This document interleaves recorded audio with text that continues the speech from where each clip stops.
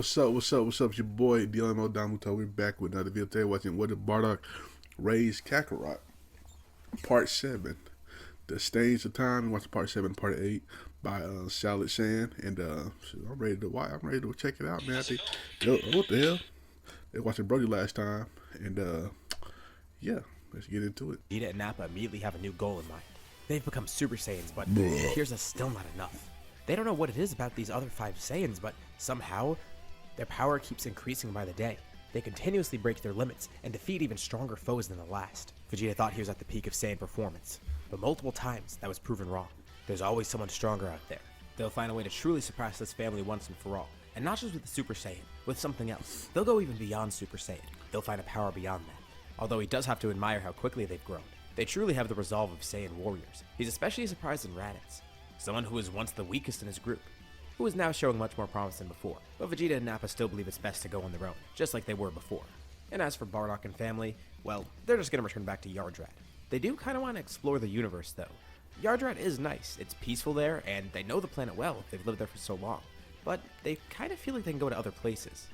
Especially with the ability to teleport literally anywhere they want as long as they can sense it, this is something that does cross their mind. But for now, they will just stay here. It is easier after all. But while Yardrat is peaceful, of course there's always people out in the universe looking to cause trouble. Bardock hasn't had any visions recently though. He wonders if they're truly going to encounter some huge threat, something that they really can't handle. But for now, he feels content. It's the first time in a while he's felt this way. The first time he wasn't worried about someone coming to attack them. There's no Frieza, no Cooler. Vegeta and Nappa are on good terms with them. And while there was Broly, that was kind of a one-off thing. And after all, Paragus and Broly were more so after Vegeta than them. It is a good thing they were there though, because otherwise Vegeta and Nappa would have been completely decimated. But there's no one else that's out there looking for them, right? Well, the series isn't over yet, so obviously there is. It ain't over. But it's kind of from an unexpected place. An old enemy that Bardock fought long ago. With Frieza, King Cold, and Cooler being completely destroyed, and a power vacuum out in space. And it's not that someone's going to try and take that vacuum. It's more so that the fact that the power vacuum exists, well, it's costing people money. Mainly people like the Heaters. Business hasn't been so great lately. Without Frieza or Cold, they haven't really been as successful. Frieza and Cold had a much wider reach, and working with them allowed them to make a lot more money. Business is a lot tougher now, so every planet counts. And recently, they lost the planet that they had in mind. One that they were going to try and clear out, but surprisingly, it appears the planet might actually be stronger than they thought. Currently, it's an unnamed planet, but it's actually the same one that Paragus claimed as new planet Vegeta. The Heaters actually had their eye on it, but they don't really have much control over it, so Paragus was able to go there, taking control of it himself. They have been monitoring it and picked up a lot of huge powers there. Also, a comet almost struck it and somehow was just blown up instantly. But they did find something interesting. There was a ship that left new planet Vegeta, going to some other random planet that they don't know about. And this is where their info gets spotty, but some ship went from that planet before to a planet called Yardrat. They have been monitoring pretty much every ship in the area for a while, especially because this one used to belong to the Frieza Force. This is actually Vegeta and Nappa's ship, and they've tracked every movement for the past few years, thinking that some remain of the Frieza Force. But even though it wasn't at Yardrat recently, they do keep that in mind that it was there at one point. They also know that at some points, the Ginyu Force and Cooler went to Yardrat. They've heard a rumor of other Saiyans existing, one particularly being called the legendary Super Saiyan. And they think the legendary Super Saiyan was the one that was on that planet, trying to defend it from that meteor. But he's an issue. With him in the way, they're not going to be able to take over the planet. And it does seem pretty valuable. The materials there can make it so the planet sells for a pretty penny, but it seems it's going to be tough. They don't actually know that there's multiple Saiyans out there that are Super Saiyans. All they know is that there's one that's potentially called the legendary Super Saiyan, and they assume that Kakarot's that person. That huge power that they detected right before the meteor was destroyed. They actually detected a few huge powers, specifically Broly and Kakarot, as well as the other Super Saiyans. But maybe this is an opportunity. The legendary Super Saiyan is taking business from them. But maybe there's a good way to eliminate him while also getting rid of another problem that they have. Granola. It's perfect. They'll send Granola to get rid of the legendary Super Saiyan. Granola's a problem? And hopefully, they'll just destroy each other. Granola stands no chance against the legendary Super Saiyan. And they tell him about the job, hoping that he goes out and he's completely fine just taking care of it himself. And Granola can't believe what he's hearing. Frieza and Cooler are gone, and he's been living a life of relative peace because of that. Well, besides the fact that he's working for the Heaters. He's just glad that Frieza and Cooler are dead. But hearing that Saiyans are still alive, especially one called the legendary Super Saiyan, that doesn't sit right with him. Especially because this Saiyan might be a threat to him.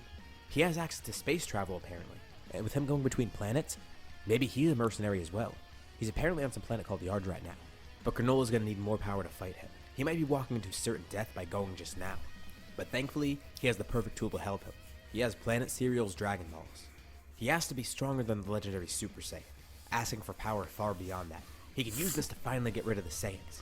Stronger than the legendary Especially Super if there's a Saiyan. berserk Saiyan with huge power out there, who knows if he's the next on his list. Granola needs to be really sure that he's safe. And actually, he could use this power to get rid of the heaters as well. The wish does compress his lifespan, but actually not by a lot. Surpassing everyone in the universe in Dragon Ball Super took basically his entire life. But here, the leap in power isn't going to be nearly as massive, especially because he isn't competing with people who are literal gods. His wish is essentially putting him far beyond Broly at his peak. Maybe it takes off a year at best. Pretty insignificant to someone who could live 200 years. It might even be less than that. Point being, he doesn't hesitate at all. He makes the wish, gaining the strength and finally heading out for Yardrat. He does his research on this planet, and apparently the people there have pretty weird powers. He wonders why the Super Saiyan was going here. And the weirdest part is, as he looks into the data that the heaters gave him, the ship never went directly from Yardrat to New Planet Vegeta. There's actually been multiple ships going between planets. Paragus actually went to Vegeta and Nappa, with Raditz and family then teleporting over there, then going to New Planet Vegeta. But there actually was a point before where they saw a cooler ship going to Yardrat, with rumblings of him being defeated by a Saiyan there, with the ship then leaving that place too. Really, they have no data about what's going on. They've actually tracked multiple ships jumping between planets. They don't know who the legendary Super Saiyan is. He lands far away on the planet, locating a couple of signatures from far away. This is perfect. If there are actually Saiyans here, if he could just snipe them from far away and get rid of them without them even noticing, that would be perfect. None of the powers here seem particularly high. But as he scouts around, he does come across people that clearly look like Saiyans. One of them is a large man with long hair. He definitely looks like a Saiyan, and his armor is a dead giveaway as well. It's a male and a female Saiyan fighting. He'll take both of them out. Raditz and Ruda are training together right now. So they're not completely off guard, but still, they aren't expecting someone to attack them. And at the very last second, Raditz senses a power spike nearby. This causes him to turn around, shifting his body just enough so he's not hit at a vital point, but still, he's hit by one of Granola's sniping attacks. Immediately after, one comes right towards Ruda too, and she's barely able to teleport out of the way, going right to where Raditz is, using this to quickly avoid the attack. The two look around, and once they realize that they're being sniped by someone, they decide to take shelter somewhere. Granola has both hands pointed out, and he's about to simultaneously land a fatal blow on both of them, but the two just disappear. The second he fired the shot, they teleported away, and this allowed Ruda to figure out where the shot was coming from. So there's two Saiyans here. That could be a problem. But he knows of just one legendary Super Saiyan, so maybe it's not that bad. Besides, his wish should help him. He did have to keep his power low, but if he were using his full power, one shot would have eliminated both of them at once without giving them even a chance to dodge it. But how are they moving that quickly? It's almost like they were teleporting. And immediately after, 3 other people teleport in, and they're different Saiyans. It's Gine, Bardock, and Kakarot. They're then surrounded by a golden aura, powering up into Super Saiyan. The shot was enough to injure Raditz in his base and almost kill him if it hit anywhere else, so they're not playing around here. Granola's still far away, but he's changed his position, and the first Saiyan in his sights is the one with the bandana, Bardock. He doesn't even realize. It's the same person that he met so many years ago. He can't really remember it, and for a second he does hesitate, but seeing that Saiyan's face, some Saiyan with a scar on his face, it makes him take a second before he shoots, but he brushes off the weird feeling. Granola then jumps around rapidly, launching a flurry of ki blasts down at them. They're not powerful ki blasts, they're meant to be a distraction. It emits the flurry of blast. There's one precise one launched right at Bardock, hitting him at a vital point in his chest, instantly knocking him unconscious. Granola then jumps high up in the air, charging a massive blast aimed at Gine and Kakarot. And right as he's about to fire it, he senses their power increase. That wasn't their full strength. They all could transform, but they can't all be the legendary Super Saiyan, so what is that power that they're using? And right as he's about to fire his blast, someone teleports right in front of him, kicking him right in the chin. The blast fires up in the sky, exploding. He looks down, seeing Ruda in front of him. The same Saiyan from before. She says she hopes Granola didn't forget about her. And she works as a perfect distraction because at the same time, Gine and Kakarot can teleport in, also attacking Granola simultaneously. Okay. And while Ruda caught him off guard, that's the last time they're going to catch him off guard. Their combined power isn't enough to actually face Granola. It's been a few months since they faced Broly, but still, you have to consider how powerful Broly was and how powerful the wish would have made Granola. They have grown stronger, but individually none of them would stand a chance against him. At least not at their current strength. Collectively though, they might be able to hold this guy off, but who is he? Raditz actually teleported in to retrieve Bardock, and Bardock wakes up not too long after. Damn it, he doesn't want another fight that he's not going to be involved in. Thankfully Raditz seems okay. Raditz might be out of commission for this fight, but Bardock's glad that he's at least fine, and he thanks Raditz for helping him retreat. And it's strange, they were fighting a sniper. It's almost like the sniper knew exactly where to hit them. He knocked Bardock out with one shot, and Raditz says he didn't really get a good look at the guy, but he tells Bardock the sniper was some green-haired guy. He couldn't tell what species the guy was. And in terms of clothing, it wasn't any armor that they've seen before. It's some sort of old-fashioned green outfit. Wait, a green-haired sniper in a green outfit. That rings a bell for Bardock for some reason. And then it hits him. There's no way it could actually be a Cerulean, right? No, it can't be. They were all wiped out after all. But there was one survivor back then. It was a survivor. That's what he means. He thinks he's heard Vegeta mention that species in passing, but they're gone, right? and Bardock starts to put the pieces together. He can't believe it. He knows exactly who's here. He stands up and almost loses his balance. He's still a little bit dizzy from being hit like that. But it can't be that Cerulean, right? That one that he saved so long ago, Granola his name was or something. Go stop it, Bardock. There's no way he could have gotten that much power. And also, why would he be here after them? How did he even find them? Granola continues fighting Guinea, Kakarot, and Ruda. While Granola's own abilities are impressive, their abilities are just as helpful. To trip Granola up, they create clones of themselves. This guy clearly is stronger than them individually, but they could beat him with strategy. Granola says this won't stop him.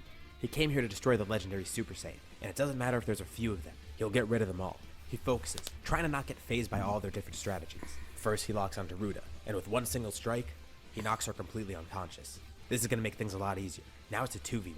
Kakarot's clearly the stronger of the two. He's going to be an issue, but with Guinea there, that still makes it tricky. If he's facing just Kakarot alone, that should be enough. So he aims for Guinea next. And of course Kakarot's not going to let it happen that easily. He still wants to know who this guy is and why he's here. But Granola says there's no point in revealing that. And he's able to land a powerful attack on Kakarot, striking him at a vital point. It isn't enough to knock him out, but he feels the pain from it, catching him briefly off guard, just enough for Granola to defeat Guinea as well. She's the next to fall to the ground. So Granola counts 5 Saiyans. He doesn't think he's killed all of them. He did hit 2 of them, and he thinks he actually did kill Bardock. He doesn't know how Raditz is holding up, but it shouldn't be too hard to kill him. He says Kakarot's the last thing standing in his way. And he does commend him. Considering they're legendary Super Saiyans or something, they definitely do live up to the name. But unfortunately their power's not enough to match with him. He's glad he could finally get rid of them though. But he does have one thing to thank Kakarot for. He thanks him for getting rid of Frieza and Cooler. That makes his life much easier, but he'll truly be at peace once these Saiyans are gone. Kakarot clutches where he was just hit before. He's not going to go down that easily. Granola's pointing at him Kakarot. And Kakarot quickly teleports to his side. But Granola expected that, swinging his arm quick enough to almost hit Kakarot. But Kakarot then changes size to move out of the way, shrinking. He then quickly grows large, swinging a fist at Granola. Although, growing in size doesn't increase its power. It just catches Granola off guard. So that's another one of his abilities too. But it seems like that was his last resort. Kakarot quickly returns to normal size, trying to fight the best he can. He's desperately using all his techniques to try and avoid Granola's attacks. One strike is enough to kill him, and he's not going to let it happen like that. And Granola notes something interesting. His power, it's increasing as he fights. He knew the legendary Super Saiyan continued growing stronger with rage, apparently being some berserk nightmare according to the Heaters. So is that what he's about to witness? The Saiyan going berserk? He's not going to give it a chance to happen. But it seems like it's already too late. He's pushed Kakarot to his limit, defeated all his allies. Kakarot's the last one standing. He needs to do something. And Granola says it's time to finish it. He points 2 fingers out and then swings his arm back as he lunges his finger forward. This strike will kill Kakarot. But something strange happens. There's a burst of power from it. The sheer explosion of Kakarot's ki is enough to almost repel Granola's fingers as he's flung back from the pressure of it. Kakarot's ki fully explodes as he takes on a slightly different appearance. His hair, it's spiked. Super Saiyan 2, I wonder where's it at? Sparking around him. But the most noticeable change is its power. Granola can sense that it's increased dramatically. Kakarot doesn't even realize it in the heat of battle, but he's ascended the power of a Super Saiyan. He vanishes from sight once more, and Granola tries to predict where he'll be, but Kakarot's just teleporting rapidly around him. He's too fast now for Granola to track. Even with his expert eyesight and reflexes, he can't defend against it. Kakarot's able to finally catch Granola off guard, hitting him with powerful attacks, dealing significant damage, and he holds nothing back. He'll defeat this guy once and for all. So this really is the power of a legendary Super Saiyan. But Granola doesn't get it. He wished to be stronger than that legendary Super Saiyan. Did he just grow stronger than the wish made him? No, that can't be it. He's got to be missing something. The two get ready to clash once more, but right when they're about to, Bardock then teleports in the middle of both of them, having a hand stretched out each side, telling each of them to stop. He tells them calm down, this is a misunderstanding, and he looks over and sees how fierce the battle truly has gotten. Ruda and Guinea are unconscious on the ground nearby. Granola's pretty badly beaten, so is Kakarot, but he's gained a new power as well. And he can tell the power's almost consuming Kakarot, but he tells him to just calm down a moment. Same for Granola. Granola asks how he's still alive. He thought he killed that guy, and why is he trying to stop this? But once Bardock gets a good look at him, it confirms everything.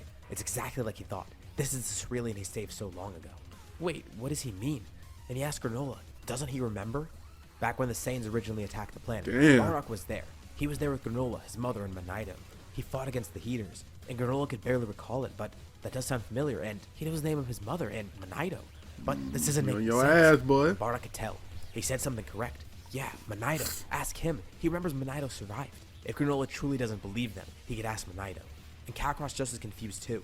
Surprisingly even powering down because Granola's completely out of the fight now. How does Bardock know all of this? And more importantly, did the Heaters know all this too? Did they mislead him? No, it can't be. Granola doesn't know what to think. But this is where we'll leave off for now. Wow. What'd you guys think about this part of Kakarot? Clearly, Part there's 8. a lot of explaining here to do.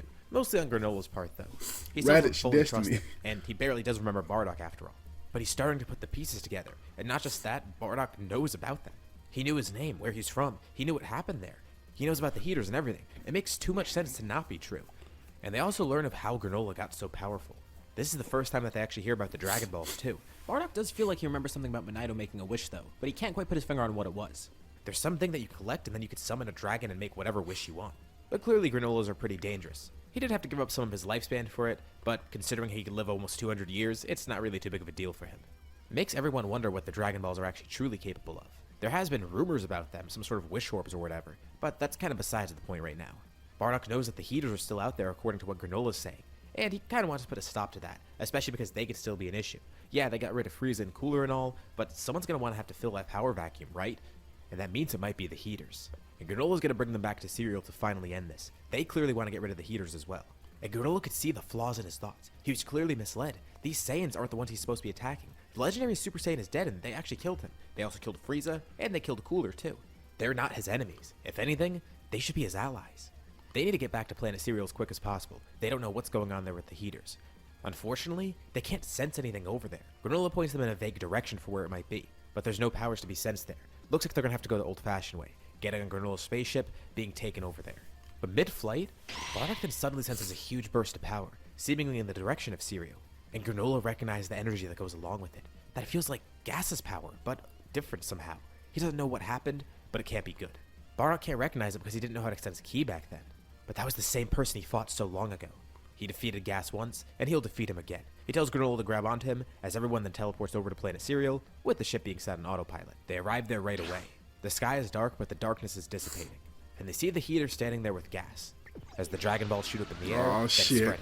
The heaters are surprised to see them back so soon. They don't even know how they got back here that quickly. And not to mention, Granola's brought some guests with him. So, Alex steps up. Tell them they're just a little bit too late. They could already tell why Granola's returned so soon, especially with what seems to be some Saiyan allies. But like he said, it's too late though. They've already made a wish to make Gas the strongest in the universe. And for the record, right now, there's actually not anyone really too much stronger than them. So the wish makes him the strongest in the universe, but relative to where everybody is now, since anyone like Boo or Moro that could be stronger are actually dormant at the moment. Kakarot's essentially the bar for the strongest mortal at the moment. Okay. Having barely just surpassed Granola with his new power up into Super Saiyan 2. I know I'm going off on a little tangent, but just to explain it so you guys don't think Gas is like, Ultra Instinct Goku level or whatever like he was in the story. It's adjusted here. Point being, Gas is now the strongest, and this group will have no hope of defeating the heaters. And there is kind of an issue here too, because everyone here is a little bit injured. They didn't really get much time to heal after the encounter with Granola. It's only been a few hours or so. So they're still a little bit beaten up, but they've at least recovered some of their strength. But Granola says it won't matter. With their power banded together, it should be enough to defeat Gas, even if he did wish to become the strongest in the universe. And the heaters immediately recognize something, with Gas easily noticing this. First their eyes lock onto Kakarot, but then they turn over to Bardock. He looks so familiar, and then they realize, the Saiyan with that hairstyle, that scar, that face. There's no doubt about it. That boy Gas about to crash out. So long ago. He's still Gas alive about to after crash all this out. time, and that's the one they sent Granola after? They didn't really have too much info either. They actually did assume that there was a legendary Super Saiyan out there somewhere, and they're now just figuring out it's a group of Super Saiyans actually, with one being that same Bardock that they fought before. And Alex says there's no time to hesitate, immediately ripping off Gas's necklace, causing him to unleash his instincts, going berserk. But Bardock's not too phased. He says he can handle this. He's seen this before, and he's defeated Gas once in the past. Not to mention, they've had their share of berserk foes. One of their most recent was Broly after all. Fighting someone berserk like this shouldn't be an issue, especially with their collective power. Kakarot powers him to Super Saiyan 2. This is probably a good thing. He didn't really get the chance to test this out against Granola, and now he could finally fight someone who's not only going to give him a good match, but someone who really does deserve the beatdown. Because honestly, he's pretty pissed off that they did this. Attacking them out of the blue is one thing, but tricking someone else to do their dirty work, that's incredibly cowardly. Kakarot's going to show them what true strength is like, strength acquired from hard work, not acquired from a wish like that. And Bardock likes the way his son's thinking. Ruda, Gine, and Raditz stand beside them too. And Ruda points out that there might be a flaw in their little wish. It's the same one that Granola should have noticed before when they fought him. Sure, Gas might be the strongest in the universe, but that's on an individual level. They probably didn't anticipate that he'd fight so many people at once. If they're able to beat Granola, they'll beat Gas too. Gine and Raditz actually attack the rest of the heaters, not wanting them to meddle in the rest of the fight, while Ruda joins Kakarot, Bardock, and Granola, facing Gas together. Granola uses his abilities to his advantage, trying to mostly attack from afar, with everyone taking advantage of the fact that Gas is actually berserk right now. He's not going to fight as well as he should, even if he is really powerful. Bardock knows this is different. Broly at least had some sort of cautiousness when they fought him.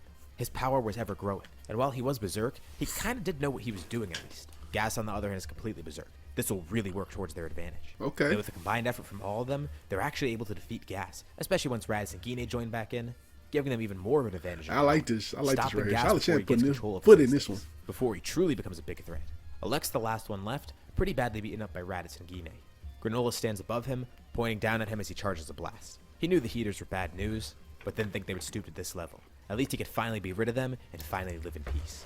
Alex says it wasn't supposed to go like this, and in his last breath, he actually commends Granola for seeing through that. He took him for a fool, but clearly, he underestimated Granola. And Granola says nothing back, as he simply fires a blast right through Alex's chest. And now with that threat gone, everyone's safe. And Granola brings him to Monito too, who also confirms everything that Bardock was saying. And Granola can't believe it. So it is true. The Saiyan was here so long ago. It seems fate brought them together once more. And honestly, Bardock is just as surprised. Monito's glad to still see him alive, and the fact that he has a family too and seems to be thriving. But Bardock's glad that the two of them are still okay. He did risk his life basically saving them after all, so seeing them after all this time, it's good to see that they turned out well. And even though Granola got kind of misguided along the way, at least now he's free from the heaters, as well as free from Frieza and all. Granola does profusely apologize, but also thanking them for everything else. Bardock was responsible for killing Frieza. He and his family also helped against Cooler, and the legendary Super Saiyan who was actually real apparently. He didn't actually know about Cooler either. So hearing that not only are they real, but the fact that Bardock and family defeated them, it's pretty mind-blowing. Granola's ship then lands nearby, having been piloted by Oatmeal. And Granola offers them a ride back, but Bardock says even though their energy's low, they know exactly where to go and what to look for when finding Yardrat by now. Who knows, Bardock might visit here again sometime, as he and the family teleport away, with Kakarot being the last one left behind. He thanks Granola for the fight. Because of him, he was able to ascend his limits. And you know, he doesn't want that power Granola has to go to waste. It would be a shame if that wish was thrown away. Granola did give up a little bit of his life after all for it. And even if it doesn't seem like a big amount in proportion, Kakarot says he should make use of that. And Granola smiles. He guesses Kakarot's right. Maybe someday they could fight again. Granola actually kind of enjoyed it. And Kakarot chuckles to himself, waving at the Cerulean and the Namekian, simply just saying, see ya, as he teleports back to his planet. So, where do we go from here? There's not too much going on right now. There's another passage of time. Kakarot tries to get a better control in Super Saiyan 2, of course, and eventually tries to help the rest of the family access it. Bardock's actually the first one to get it after Kakarot, with the rest of the family following suit. For Raditz, it's kind of strange because, well, with all the hair he has being so spiky and all, it's a little bit more annoying for him. But hey, he loves the fact that he's this powerful, the fact that his life turned out like this. Vegeta, Nappa, even Frieza, all these people he surpassed. He's no longer some weak, low-class Saiyan. He's with his family. He's thriving. He's stronger than ever. I'm talking about Raditz. It does make him wonder, where are Vegeta and Nappa? But Bardock tells Raditz something pretty surprising one day. He had a vision of Raditz fighting somebody. Well, he couldn't see Raditz's face, but it was unmistakable. That long Super Saiyan hair that he has. It seems like, once again, they were fighting on Yardrat, and he easily defeated some sort of pink foe. Aw, shit. And this gives Raditz a bit of an ego boost. So it's his time to shine, it seems. Well, he's not going to stop training anytime soon. Hey, Raditz, I don't think you want to fight that nigga. Trying to grow as strong as possible. He is fated to defeat some threats soon, after all. But Bardock wonders who it is that's supposed to show up. Well, at least he knows whoever it is, they'll be able to win against him. Or so it seems. After this time skip, nothing much happens for the moment. The group does keep their eye out for any threats, but they don't really see anything. No one lands on Yardrat, and it doesn't seem like there's anybody here. They can't sense anything. They are relatively relaxed, but still, a little bit on edge. Until one day out of nowhere, Kakarot's energy suddenly vanishes. Everyone's off on their own, and they sense Kakarot's energy briefly spike, and then completely diminish. They can't even teleport over there because they can't sense him anymore. So, they just fly over to his general direction, eventually finding him out in the middle of nowhere. He was in the middle of his own training, and he's on the ground bleeding from his side. Raditz charges some energy in his hand, giving some of his own to Kakarot so he could speak, lifting his brother up. What the hell happened? And Kakarot says he's not too sure. Some guy appeared out of nowhere. It's almost like he had instant transmission. He just teleported in. And Kakarot didn't really see his face, but he remembers. He had a very malicious energy. He was wearing blue, and his skin looked to be some sort of pinkish color. He grabbed onto Kakarot and held him, as a smaller cockroach-looking dude tried to stab him with something. And then, all of Kakarot's energy vanished, with those two vanishing as well. A pink-skinned foe. That must be who Raditz is supposed to fight, so he's completely on guard. And they look around trying to sense any power that they can, and they don't feel anything on the planet. But then, Gine notices something strange. Maybe they're not supposed to be looking on Yardrat. It's very vague, but she senses something that seems to be out in space, and for a split second, she turns towards it, stopping herself and then covering her eyes. It's the last place they would expect to look, literally. It's Yardrat's moon. They don't look directly at it, because they don't want to transform right now. Not that they don't have control over the Grade 8 forms by now, they definitely do. But they didn't even think to look directly at the moon.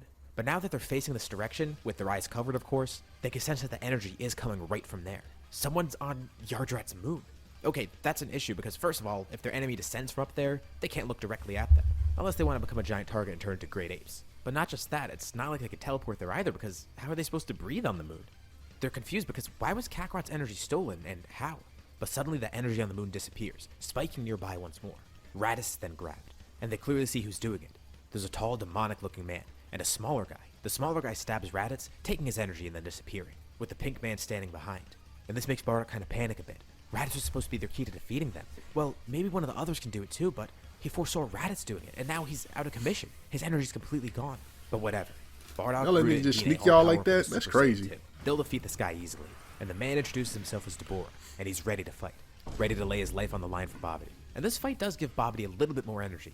But not really too much because Deborah is facing 3 Super Saiyan 2s who are incredibly powerful even individually, so it's not like he stands a chance here. But it's not like Babidi really needs much more energy. He's planned this out perfectly. He landed on Yardrat's moon not too long ago, knowing there were some strong powers here. He just needed to siphon some energy from some of them, and then he'd be able to revive Majin Buu. Buu would simply wipe them out, and then he could start his universal conquest.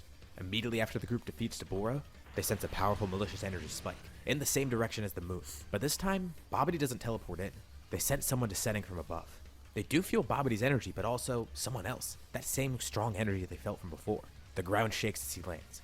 With Majin Buu standing there triumphantly, holding Babidi on his shoulder. No. They have no clue what this is or why they're being attacked. But then Bardock realizes, this is the guy in his vision. This is the guy that Raditz was fighting in that vision. They should be fine here, though. Kakarot and Raditz need to heal up a bit, but Bardock, Ruda, and Gine will be enough to hold them off. It does have to do with Raditz after all. Something he does will defeat Majin Buu. Not to mention, Bardock thinks Force Spirit Fission might help here. One decisive attack could really finish him off easily. They all start fighting. And then, Bardock notices something strange as he tries to use Force Spirit Fission against this guy. First off, he is able to return some of the energy to Raditz and Kakarot, fully restoring them. But he feels like there's another presence within Buu. And Gine feels it too. And on a whim, she decides to separate it, with Babidi telling them to stop. They don't know what they're doing. And Buu starts screaming. They rip these two powers out of him, with Gine successfully using Force Spirit Fission to separate him. And it's 2 oddly dressed guys, one of whom looks not the Kai. Kais. Where's Supreme Kai? What the fuck? No, this is bad. Not only did they free the 2 Kais inside of Buu, but this means Boo's going to be completely uncontrolled. He's going to go back to his purest form. This isn't good. But before Babidi can panic even more, he then backs up into Raditz and Kakarot who are standing behind him, towering above him and looking down. And the 2 brothers look at each other. How should they pay this guy back for stealing their energy? And Kakarot says he has a good idea. This guy does look like a bug after all, so they should probably just squish him. Look like a bug is crazy. He likes that idea. Babidi quickly puts up a barrier, but Kakarot and Raditz power up into Super Saiyan 2, lifting their feet high up in the air, and just simply stomping on Babidi, cracking right through his barrier and killing him. Disgusting. Well, at least that's one guy dealt with. And they look over to the rest of their family, seeing those 2 people laying there, with Buu struggling in pain, as he begins getting smaller and smaller, morphing into something the even most more savage terrifying. motherfucker But you now ever he's seen. smaller. He looks way different from before. Standing there is Kid Buu, who beats his chest and shouts. And immediately, he aims a hand down at Yardrat, trying to blow it up. But Rude is able to act quickly, teleporting right in front of him, grabbing Kid Buu's blast and pushing it right in front of his face, launching him far up into the sky, being injured by his own attack. But of course he regenerates. What the hell is this guy? Why'd he just try to blow up Yardrat on a whim? But Bardock isn't worried. He still remembers the prophecy he had of Raditz defeating Buu. Yardrat was intact, and Raditz still should be able to do it. But then they sense something even stranger. They sense familiar energies heading towards the planet, and Raditz immediately lights up. He recognized that energy. What great timing. It's Vegeta and Nappa. But why are they heading here? Out in space, Vegeta and Nappa are getting closer and closer to Yardrat. And then they sense Buu's power. They don't know what that is, but it seems like they're fighting someone right now. What a good coincidence. It seems like they showed up at the right time. They did travel here for a reason after all. So this might be a good showcase for why they're here. As Vegeta and Nappa get closer and closer discovered to Super the planet, Saiyan 2. This is where we'll leave off for now. What you guys think of Them niggas trying to show off Super Saiyan 2. That's why they come to the planet. Anyway, shout out to Sally Sands for the video. Make sure you like, comment, subscribe. This fire, man. Wait, I can't wait to see the next part, man. Let me see if Raditz get that dub against Buu. I want to see that. You know what I'm saying? But anyway, make sure you like, comment, subscribe, and check out the last chapter right here. And I'll catch you next time. Peace.